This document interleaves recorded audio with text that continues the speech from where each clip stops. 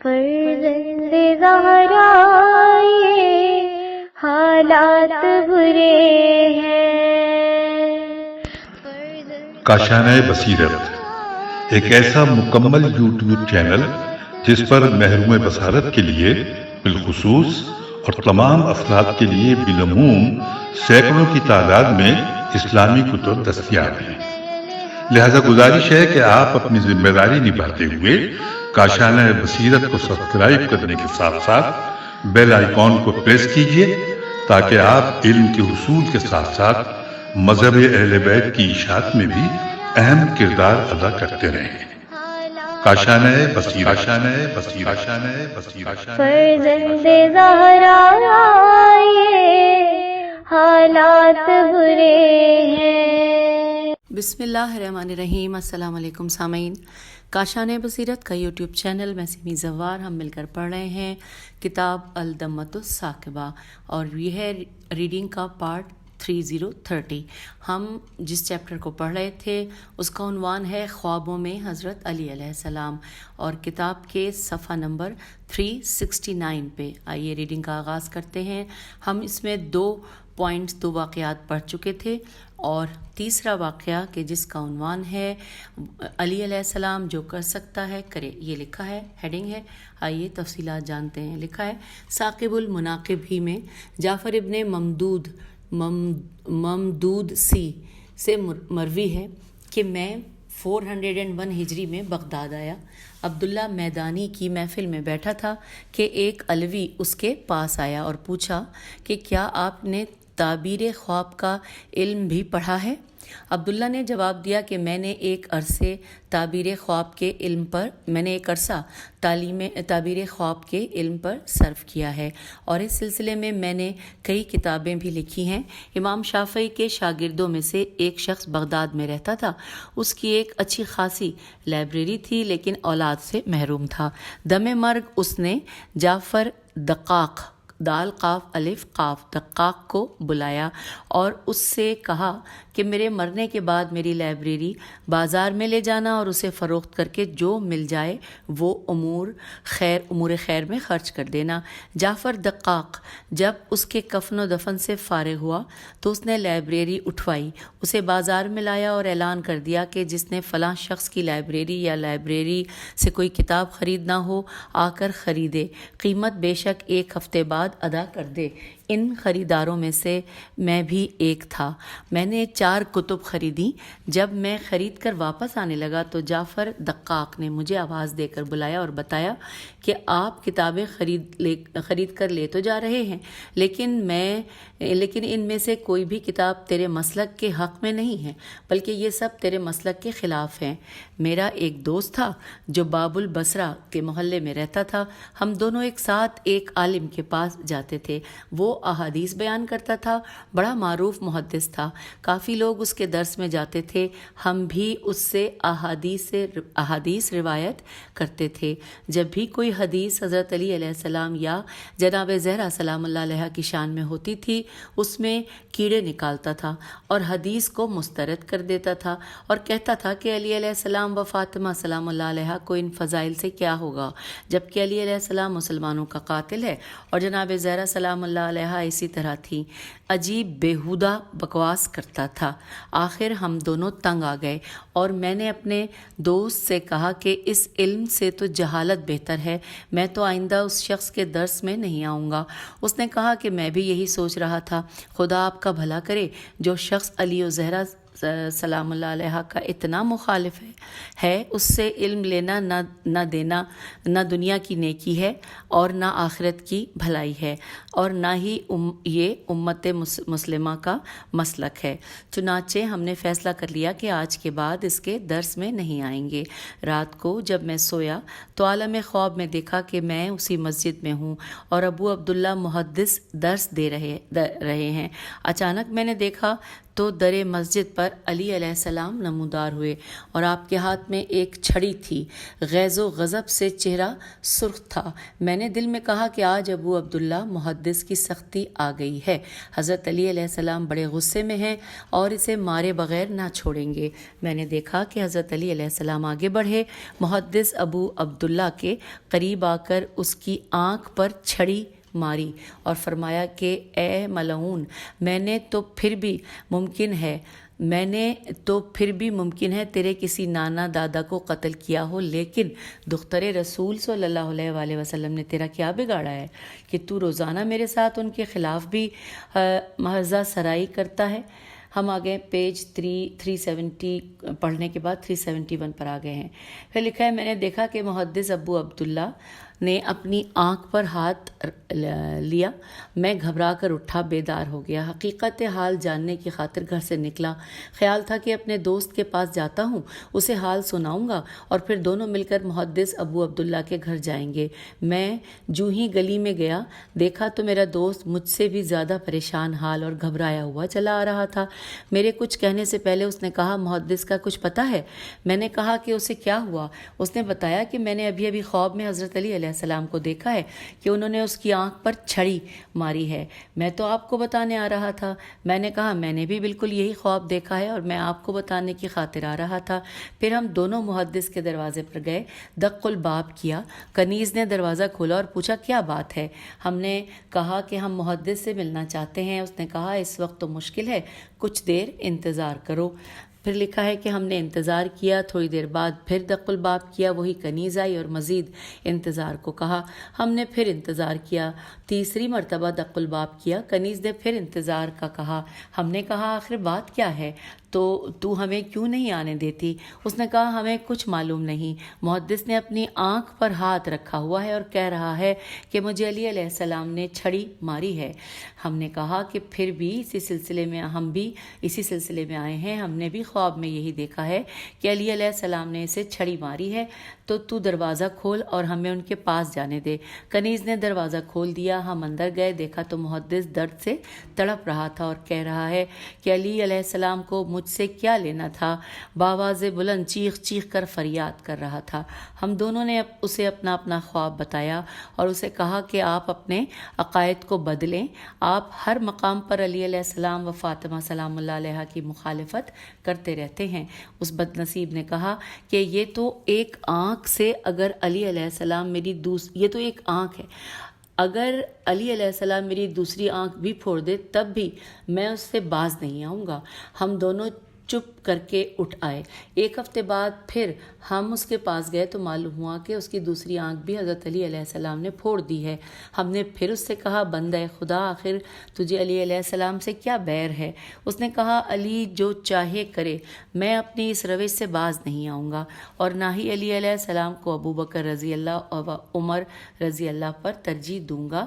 اور ہم پھر واپس آ گئے اور ایک ہفتے بعد پھر گئے تو سنا کہ وہ اپنے انجام کو پہنچ کر دفن ہو چکا ہے. اب سامعین، ہم آ گئے ہیں پیج 372 پر اور چوتھے نمبر پہ یہاں پر آ گئی ہے ہیڈنگ کالا منہ. کالا منہ کے حوالے سے کیا تفصیلات ہیں، آئیے پڑھتے ہیں. لکھا ہے، بہار میں قادونی سے مروی ہے کہ میں نے شام میں ایک شخص کو دیکھا جس کا منہ اس طرح کالا تھا جس طرح جلا ہوا کوئلہ ہوتا ہے اور اس نے منہ پر نقاب ڈال کر اسے چھپایا ہوا تھا. میں نے پوچھا، کیا تیرا یہ منہ پیدائشی طور پر اسی طرح ہے؟ اس نے کہا کہ اگر پیدائشی طور پر اسی طرح ہوتا تو پھر میں اسے کیوں چھپاتا؟ میں نے کہا کہ پھر کیا وجہ ہے؟ اس نے جواب دیا کہ یہ میری بد نصیبی کی علامت ہے اور میں نے عہد کر رکھا ہے کہ کسی سے نہ چھپاؤں گا. جو بھی پوچھے گا اسے صحیح بتاؤں گا. میں حضرت علی علیہ السلام کے سخت مخالفین سے تھا اور سب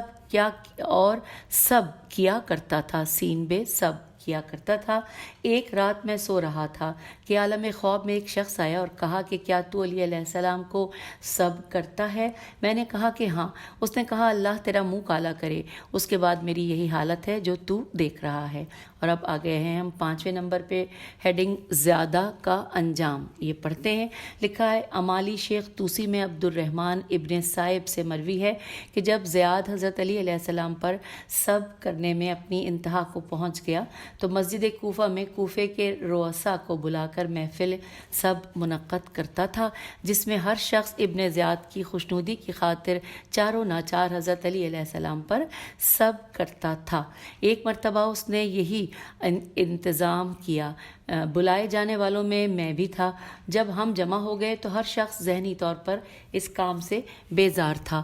زیاد کی غنڈہ گردی کی وجہ سے نہ تو ہم اسے انکار کر سکتے تھے اور نہ ہی حضرت علی علیہ السلام پر سب کرنے کو جی چاہتا تھا۔ ہر شخص پریشان ہو کر بیٹھا تھا۔ زیاد کے آنے کا انتظار تھا۔ کافی وقت گزر گیا، تقریباً وہاں بیٹھنے والا ہر شخص اونگنے لگا۔ اونگتے اونگتے میری آنکھ لگ گئی۔ اس خواب میں نے ایک شخص کو دیکھا کہ جس کی گردن بڑی لمبی تھی۔ میں نے پوچھا تو کون ہے؟ اس نے کہا میں نقاد ہوں۔ میں نے کہا نقاد کون ہوتا ہے؟ اس نے کہا میں نیزہ باز ہوں اور دارالامارہ پر قبضہ کرنے والے کو جڑ سے اکھیڑنے آیا ہوں۔ یہ شخص اب بہت زیادہ آگے بڑھ گیا ہے۔ یہ کہہ کر وہ آگے بڑھا۔ مجھے ایسے محسوس ہوا جیسے وہ محل کے اندر چلا گیا ہو۔ میں گھبرا گیا، اسی گھبراہٹ میں بیدار ہو گیا۔ دائیں بائیں دیکھا تو دوسرے لوگ بھی میری طرح پریشان ہو کر ادھر ادھر دیکھ رہے تھے۔ سامعین، ہم پیج 373 پر آ گئے ہیں۔ لکھا ہے میں نے پوچھا کیا بات ہے، کیا دیکھ رہے ہو؟ ایک نے کہا کہ میں نے بڑا عجیب خواب دیکھا ہے۔ دوسرے نے کہا کہ میں بھی اونگتے اونگتے سو گیا تھا، رونا خواب دیکھ کر اٹھ بیٹھا ہوں۔ ہر شخص یہی کہنے لگا کہ میں زیاد کے انتظار میں سو گیا تھا اور عجیب ہولناک منظر دیکھا ہے۔ جب تمام نے ایک دوسرے سے پوچھا کہ تو نے کیا دیکھا ہے تو ہر ایک نے دوسرے کو اپنا خواب بتایا، تو پتہ چلا کہ جو کچھ میں نے دیکھا ہے وہی کچھ ان لوگوں نے بھی دیکھا ہے۔ ہم انہی باتوں میں مصروف تھے کہ اندر سے غلام آیا اور اس نے کہا کہ امیر نے آپ کو اجازت دی ہے، اپنے اپنے گھروں کو چلے جاؤ۔ ہم نے پوچھا کیا بات ہے؟ اس نے کہا امیر اس وقت ہر ایک سے جدا ہے اور وہ کسی کو ملنا نہیں چاہتا۔ ہم نے کہا آخر کوئی بات تو ہوگی، کچھ تو بتا، کیا ہوا ہے؟ اس نے کہا سمجھ نہیں آتی، بڑے آرام سے ہم سب بیٹھے تھے کہ ہمارے سامنے امیر کے دل میں کسی نے نیزہ مارا۔ نہ ہمیں ہاتھ نظر آیا، نہ نیزہ باز نظر آیا، نہ یہ پتہ چلا کہ کہاں سے آیا تھا اور نہ یہ دیکھا کہ گیا کدھر ہے۔ ہم نے صرف نیزے کا پھل دیکھا ہے جو ہماری آنکھوں کے سامنے چمکا اور زیاد کے دل میں اتر گیا۔ اب وہ درد سے تڑپ رہا ہے، دیکھیں کیا ہوتا ہے۔ ہم اٹھ کر چلنے لگے۔ ابھی ہم در مسجد تک نہ پہنچے تھے کہ اندر سے آہو بکا اور نوحہ شیون کی آواز آئی۔ ہمیں یقین ہو گیا کہ زیاد اپنے انجام کو پہنچ گیا ہے اور نقاد اپنا کام کر گیا ہے۔ ہم نے اطمینان کا سانس لیا کہ اب ایسا جابر نہیں آئے گا کہ جو اپنی دہشت گردی سے ہمیں حضرت علی علیہ السلام کو سب کرنے پر مجبور کر سکے۔ اور اب آئیے 6 نمبر پہ جو واقعہ لکھا ہے جس کی ہیڈنگ ہے صرف ایک تماچا، مل کر پڑھتے ہیں۔ لکھا اور اس کو پڑھتے ہوئے ہم پیج نمبر 374 پہ آ جائیں گے۔ جی بالکل۔ تو اب لکھا ہے کہ کتاب الاربعین میں مروی ہے کہ بے غین الف یا بے یہ غین الف شاعر ایک اموی بادشاہ کے پاس آیا۔ ببغا ہے، بے غین الف، ببغا ہر سال اس بادشاہ کے پاس آتا رہتا تھا۔ وہ بادشاہ شکار کو گیا ہوا تھا۔ اس کے وزیر نے اسے ببغا کے آنے کی اطلاع دی۔ بادشاہ نے اسے کہا کہ ببغا کو میرے محل کے فلاں کمرے میں احترام سے بٹھا، شکار سے فارغ ہو کر میں جلدی آؤں گا۔ پھر لکھا ہے کہ ببغا کا کہنا ہے کہ محل کے جس کمرے میں مجھے جگہ دی گئی وہ ڈیوڑی کے قریب تھا۔ آدھی رات کے بعد محل کے اندر سے ایک نگہبان ڈیوڑی پر آیا اور بآواز بلند اس نے کہا کہ اے غافلو، اٹھو اور اللہ کو یاد کرو۔ اس کے بعد اس نے حضرت علی علیہ السلام کو سب کرنا شروع کر دیا۔ یہ سن کر ببغا کام گیا۔ اس نگہبان کا روز کا یہی معمول تھا اور ہر رات ببغا اس کی آواز اور حضرت علی علیہ السلام پر سب سن کر لرز جاتا تھا۔ ایک رات ببغا نے خواب میں دیکھا کہ نبی کونین صلی اللہ علیہ وآلہ وسلم اور حضرت علی علیہ السلام اس محل میں داخل ہوئے، اس نگہبان کو تلاش کیا، حضرت علی علیہ السلام سے فرمایا کہ اسے صرف ایک تماچا لگا دیجئے، یہ خبیث 40 برس سے آپ پر سب کر رہا ہے۔ حضرت علی علیہ السلام نے گردن پر دونوں کندھوں کے درمیان اسے ایک تماچا مارا۔ ببغا یہ دیکھ کر بیدار ہو گیا۔ اسی کے بعد وہ اس نگہبان کی معمول کی آواز سننے کے انتظار میں رہا، لیکن آواز نہ آئی۔ وہ حیران ہوا کہ کہیں خواب واقعاً سچا تو نہیں ہے۔ پھر اس نے لوگوں کو اس نگہبان کے گھر آتے ہوئے دیکھا۔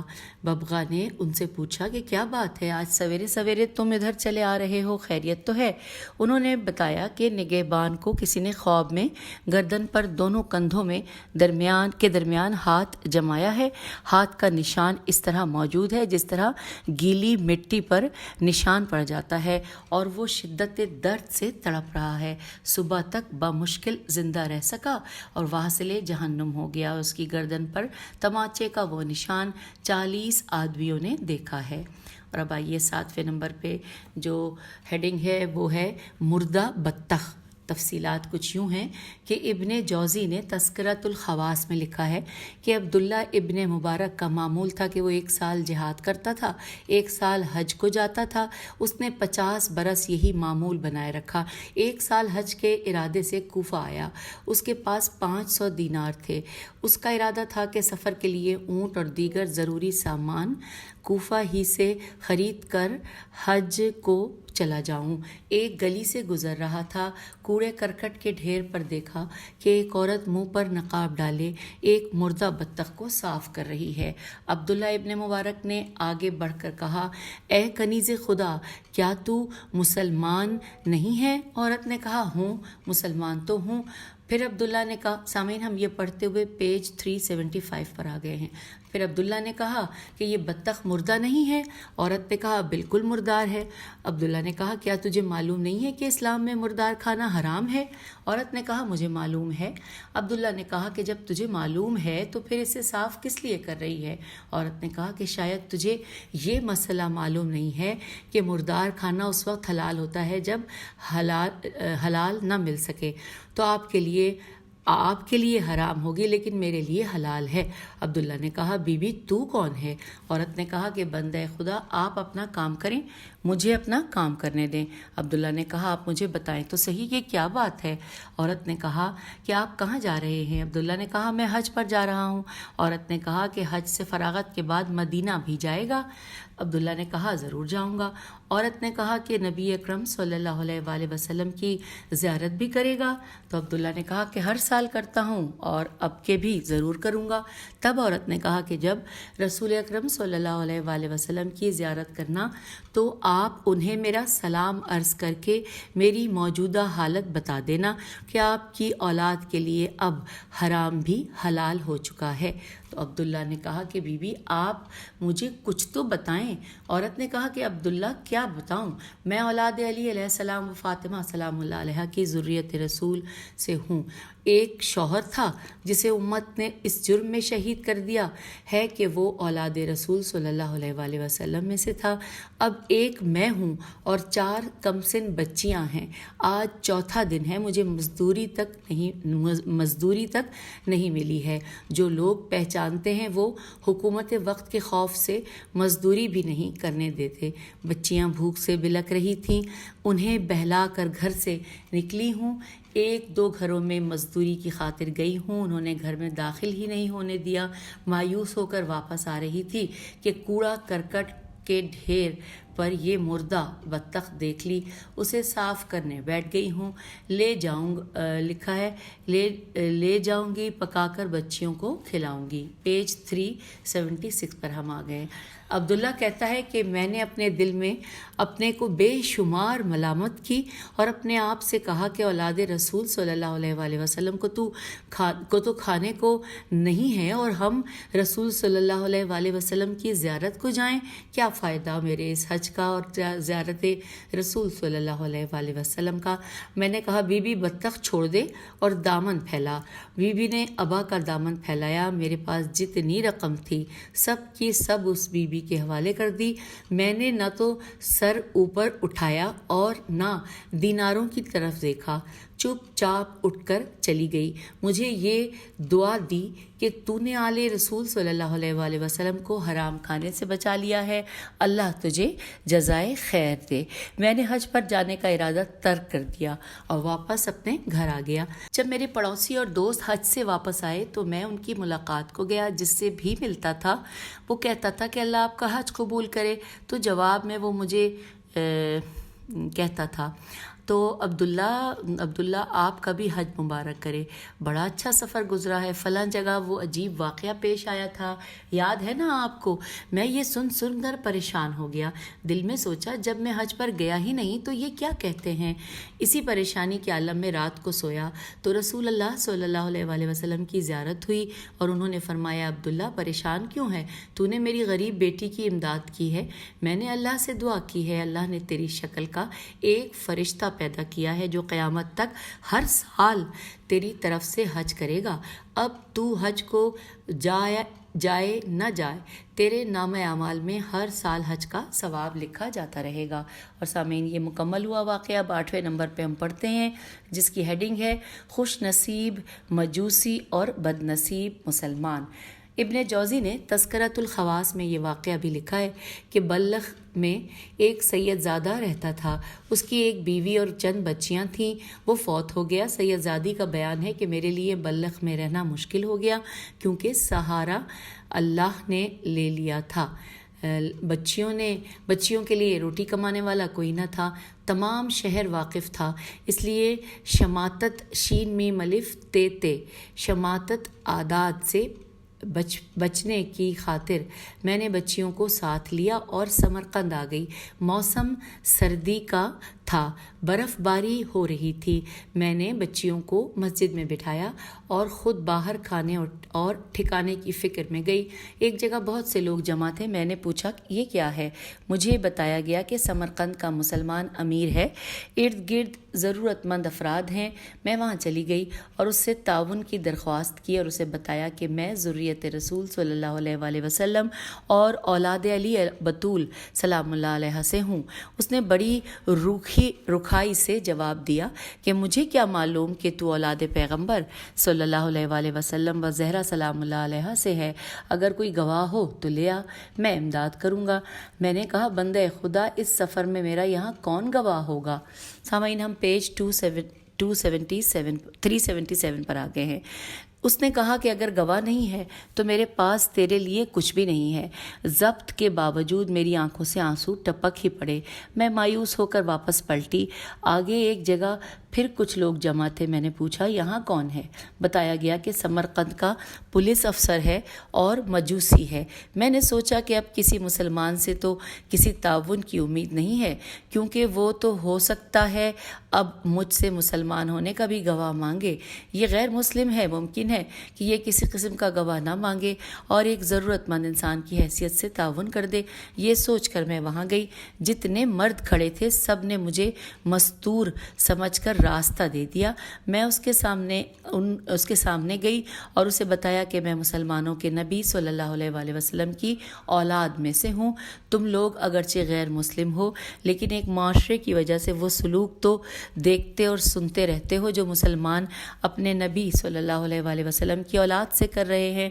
میں بلخ سے آئی ہوں، میرے ساتھ میری کمسن بچیاں ہیں جو مسجد میں بیٹھی ہیں۔ امیر سمرقند سے مدد مانگی ہے، اس نے گواہ مانگے ہیں۔ میں نے اسے کہا بھی ہے کہ بھلے آدمی گواہ انہی سے مانگے جاتے ہیں جنہیں کوئی پہچاننے والا ہو، جو مسافر ہوتے ہیں انہیں کون پہچانتا ہے اور ان کی گواہی کون دیتا ہے؟ پھر اگر مرد ہو تو اور بات ہوتی ہے، عورت وطن سے دور گواہ کہاں سے لائے گی؟ لیکن اس نے میری کوئی بات نہیں سنی ہے۔ اگر تو امداد کر سکتا ہے تو کر دے۔ وہ مجوسی اٹھ کھڑا ہوا، نوکر کو بھیجا کہ جا میری بیوی کو ساتھ لے آ۔ وہ گیا، کچھ دیر بعد اس کی بیوی آ گئی۔ اس نے کہا اس بی بی کے ساتھ جاؤ، مسجد میں اس کی بچیاں بیٹھی ہیں، انہیں ساتھ لے کر آ جاؤ، اپنے گھر میں علیحدہ کمرہ دے دو، سفر کی تھکی ہوئی ہیں، انہیں غسل کے لیے گرم پانی دو، نئے کپڑے دو، کھانے کا انتظام کرو۔ وہ مستور میرے ساتھ آئی، اس نے بچیوں کو اپنے ساتھ لیا، ہمیں اپنے گھر لے گئی، ایک آراستہ کمرہ دیا، گرم پانی دیا، نئے کپڑے دیے، کھانے کو بہت کچھ دیا۔ تھکی ہوئی بچیاں جلدی سے سو گئیں۔ میں نے مصلی بچھایا اور مجوسی کے لیے اللہ سے دعا کرنے لگی۔ رات ڈھلی ہوئی تھی کہ دروازے پر دق الباب ہوا۔ مجوسی خود دروازے پر گیا، دروازہ کھولا تو مسلمان امیر اپنے نوکروں کے ساتھ کھڑا ہوا تھا۔ مجوسی نے پوچھا کیا بات ہے؟ اس نے کہا میرے مہمان آپ کے پاس ہیں، انہیں لینے آیا ہوں۔ ہم آ گئے ہیں پیج 378 پر۔ مجوسی نے کہا وہی جن سے کل تو نے گواہ طلب کیے تھے؟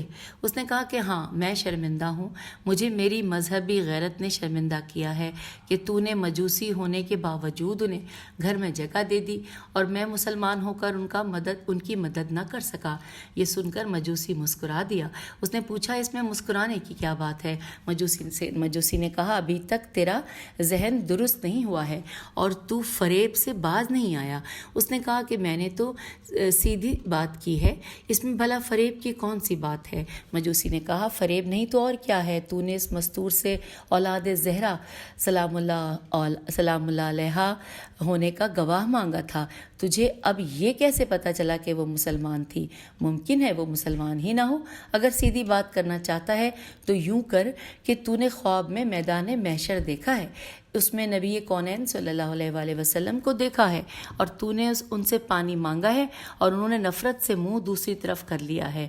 تو نے کہا کہ میں آپ کی امت سے ہوں، مجھے پانی پلائیے، انہوں نے تجھ سے گواہ مانگے ہیں۔ تو نے دائیں بائیں دیکھ کر کہا ہے کہ حضور مجھے یہاں کوئی پہچانتا بھی نہیں ہے، میں گواہ کہاں سے لاؤں؟ حضور صلی اللہ علیہ وآلہ وسلم نے تجھے فرمایا کہ اگر تجھے یہاں کوئی نہیں پہچانتا تو میری بیٹی کو تیرے شہر میں کون پہچانتا تھا؟ اگر تو میری اولاد سے گواہ مانگ سکتا ہے تو کیا میں تجھ سے گواہ نہیں مانگ سکتا؟ اور پھر انہوں نے تجھے جنت میں میرا مکان دکھایا اور فرمایا کہ یہ دیکھ، یہ اس مجوسی کا مکان ہے جس نے صرف یہ سن کر کہ وہ مسافرہ میری اولاد سے ہے، بلا مطالبہ گواہ اسے رہنے کو جگہ دی، پہننے کو کپڑے اور کھانے کو طعام دیا ہے۔ اس وقت بھی میری بیٹی اس مجوسی کے لیے مصلی پر بیٹھی دعا مانگ رہی ہے اور اس وقت بھی میری بیٹی دعا کر رہی ہے۔ خواب ایک ہی ہے، میں نے بھی دیکھا ہے اور تو نے بھی دیکھا ہے، تو چھپا رہا ہے، اب بتا کیا یہی سیدھی بات ہے یا نہیں؟ اس نے کہا واقعاً مجھے یہی خواب اس وقت تیرے دروازے پر لایا ہے، تو ایسا کر کہ مجھ سے 1000 دینار لے لے اور بیبیاں مجھے دے دے۔ تو مجوسی نے کہا کہ اگر تو 1,00,000 دینار بھی دے تو بھی میں اپنے گھر آئی ہوئی برکت تجھے نہ دوں گا۔ بھلا میں تجھے وہ بیبیاں دے دوں کہ جن کے قدم کے طفیل میرے کنبے نے کلمہ پڑھ لیا ہے، جن کی برکت سے میں نے خاتم النبیین صلی اللہ علیہ وآلہ وسلم کی زیارت اپنے گھر سمرقند میں کر لی ہے، جن کے صدقے میں نے زندگی میں جنت میں اپنا مکان دیکھ لیا ہے؟ گھر جا اور آرام کر، آئندہ خیال رکھنا۔ اب سامعین یہ مکمل ہو گیا، ہم پیج 379 پر آ گئے ہیں۔ یہاں 90 نمبر پہ واقعہ لکھا ہے، ہیڈنگ ہے متوکل کی ماں۔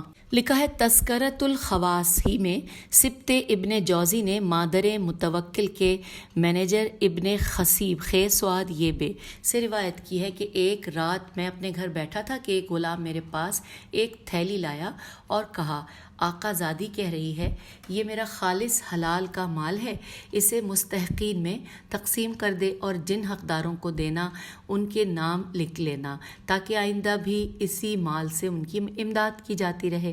میں نے وہ تھیلی لے لی اور اپنے ساتھیوں سے حقداروں کے نام پوچھے، جتنے نام انہوں نے بتائے میں نے ان میں 300 تقسیم کر دیے، باقی 700 میرے پاس بچ رہے۔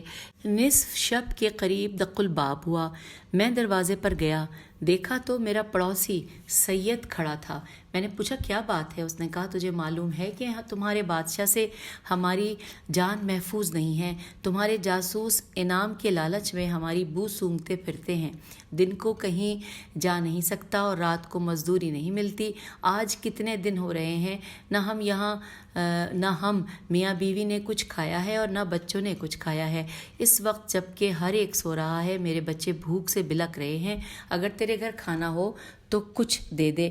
میں نے 1 دینار اس سید کو دے دیا اور وہ خوش ہو کر واپس چلا گیا۔ جب میں نے میں اپنے بستر پر واپس آیا تو میری بیوی نے مجھ سے پوچھا کہ اس وقت کون آیا تھا. میں نے بتایا ہمارا پڑوسی سید تھا, کہتا تھا کہ کچھ کھانا دو. کھانا تو اس وقت نہ تھا. میں نے 1 دینار دیا ہے. وہ تڑپ کر بستر سے اٹھی اور رونے لگ گئی اور کہنے لگی کہ ظالم, تجھے شرم نہیں آتی کہ تو نے سید زادے کو 1 دینار دیا تھا, جبکہ تجھے معلوم ہے کہ یزید کے بعد تیرا بادشاہ یزید مزاج بنا ہوا ہے, اور جو کوئی اسے کسی سید کی اطلاع دے صرف اولاد رسول صلی اللہ علیہ وآلہ وسلم کو قتل کرنے کی خاطر وہ مخبر کو انعام دیتا ہے. بھلا جو مظلوم اپنے گھر سے باہر قدم بھی نہیں رکھ سکتے اسے تو نے صرف 1 دینار دیا ہے, اور جن کے گھر بھرے ہوئے ہیں ان میں تو تقسیم کرتا ہے. بیوی کی باتیں سن کر میرے جذبات کھول اٹھے اور میں نے بقیہ تمام دینار اٹھائے اور جا کر اسی سید کو دے دیے. دینے کو تو میں نے تمام وہ رقم دے دی, لیکن جب میرا جوش ٹھنڈا ہوا تو میں نے سوچا کہ اب کیا ہوگا. متوکل نام سادات کا دشمن ہے. اگر متوکل نام یہی ہے, نام سادات کا دشمن ہے. اگر اسے پتہ چل گیا تو وہ میرے بچوں کو تک کو لہو میں پسوا دے گا. ہم پیج 380 پر آ گئے ہیں. لکھا ہے میری بیوی نے مجھے حوصلہ دیا اور کہا پریشان ہونے کی ضرورت نہیں ہے, مرنا تو 1 دن ہی ہے. متوکل کے ہاتھوں بے گناہ اولاد رسول صلی اللہ علیہ وآلہ وسلم بھی قتل ہو رہی ہے, اور اگر ہم اولاد رسول صلی اللہ علیہ وآلہ وسلم سے مدد کے جرم میں مارے گئے تو کوئی پرواہ نہیں ہے. اللہ اور رسول صلی اللہ علیہ وآلہ وسلم پر توکل کر اور آرام سے سو جا. ہم انہی باتوں میں تھے کہ مادر متوکل کے 2-3 غلام ہاتھوں میں روشنی لیے آ گئے اور کہنے لگے کہ جلدی چل, آقا زادی بلا رہی ہے. میرا دل دھڑکنے لگا اور ذہن میں نے اپنے آپ کو موت کے لیے تیار کر لیا. میں ان کے ساتھ چل دیا. ابھی ہم راہ میں ہی تھے کہ غلاموں کی ایک اور ٹولی آ گئی اور کہنے لگی کہ مادر متوکل کو آرام نہیں ہے, وہ تجھے جلد از جلد دیکھنا چاہتی ہے. جب میں وہاں پہنچا اور پردے کے باہر کھڑے ہو کر سلام کیا تو اس نے کہا کہ اے ابن خصیب خے سعاد یہ بے, اللہ تجھے اور تیری بیوی کو جزائے خیر دے. میں ابھی سو رہی تھی کہ خواب میں نبی اکرم صلی اللہ علیہ وآلہ وسلم نے آ کر تیرا اور تیری بیوی کا شکریہ ادا کیا ہے. مجھے بتا کہ کیا بات ہے. میں نے مادر متوکل کو تقسیم رقم کی تمام تفصیل سنا دی. اس نے 1,00,000 دینار اور دیا اور کہا کہ یہ لے جا, 1 حصہ تیرا ہے, 1 تیری بیوی کا ہے اور 1 حصہ اس سید کو جا کر دے دے. میں خوش ہو کر واپس سیدھا اس سید کے دروازے پر آیا. میں نے دق الباب کیا اور اندر سے سید نے کہا کہ ابن خصیب کافی دیر ہو چکی ہے, جو کچھ تیرے پاس ہے دروازے پر رکھ دے, میں آ رہا ہوں, اٹھا لوں گا. میں حیران ہو کر رک گیا. جب سید دروازے سے باہر آیا تو میں نے پوچھا کہ آپ کو کیسے معلوم ہوا کہ میں ہوں. اس نے بتایا کہ جب تو مجھے رقم دے کر گیا تو میری بیوی نے مجھے کہا کہ اٹھ وضو کر اور ابن خصیب اور اس کی بیوی کے لیے دعا مانگ.